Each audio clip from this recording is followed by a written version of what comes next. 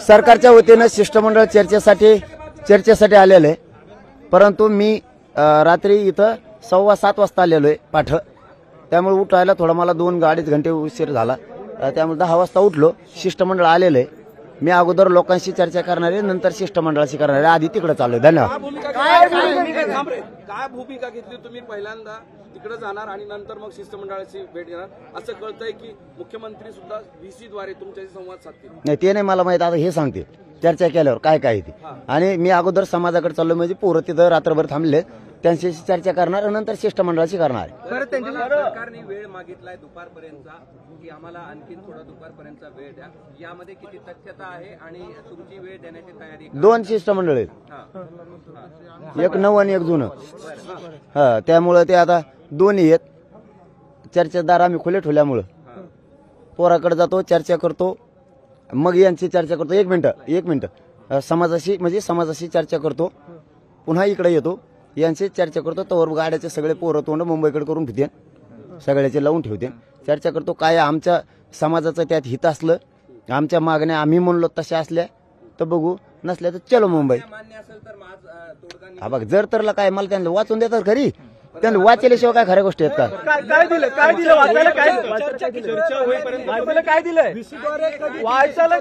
चर्चाच नाही झाली, काहीच नाही भेटलोच नाही. आणखी उठलो, आंघोळ केली, जेवायचं होतं, म्हणलं आधी मला लोकांना भेटतो, शिष्टमंडळ आलंय म्हणून. लोकांना थांबा 1 मिनिट, समाजाला सांगतो शिष्टमंडळ आलंय, तोवर तुम्ही गाड्या मुंबईकडे तोंड करून ठेवा. मी तोवर यांची चर्चा करतो, काय बघतो, पटलं तर तुम्हाला सांगतो, नाही तर मुंबईकडे चलो मुंबई. आता तेच सांगितलं ना राव, चर्चा केली आणि मग कशावर ठाम आहे? आणि मग ठाम कशावर आहे? हा मी चर्चा आम्हाला गाड्या थांबणार नाही, आम्हाला वळायला टाइम लागेल ना. तोवर बाजरी तुकड्यात खाऊन द्या, पुढे तर जाणारच. आम्ही जाणार म्हणजे काय, मला चर्चा करू द्या, मग बाकीचं सांग. दोन्ही शिष्टमंडळ एकत्रच एकाच ठिकाणी नाही, एक गेलं वाटतं काय का माहित. एक शिष्टमंडळ, जुनं शिष्टमंडळ, नवं शिष्टमंडळ म्हणलेलं. कोण नवं जुनं आले का? दोन्ही आलेत का? येऊन गेलं एक. सरकारचे म्हणा, सरकारचे. आता मी बी आलो, तुम्ही आले तरी सरकार कोण आल्यावर तुम्ही सरकारी होता. तुम्ही जरी सरकार कोण आले तरी सरकारी होतं, नावाची काय. पण सांगितलं ना प्रामाणिकपणानं 2 आलेत. जुन्या शिष्टमंडळाचा जो मुद्दा म्हणला, जुनं शिष्टमंडळ आयुक्त साहेब आलेत, आता परवा आलेले, नवं गेलं वाटतं. चला मी वापस आलो, सगळं सांगतो. बाहेरून मोठ्या प्रमाणात लोक यायला सुरुवात झालेली आहे. पुण्याच्या तुलनेने इथं दुप्पट गर्दी आहे. होणारच ना. 26 तारखेला मी सांगितलं होतं मराठा समाज मुंबईकडे येणार. मी आधीच सांगितलं होतं मुंबईच्या गल्लीत मराठी असणार.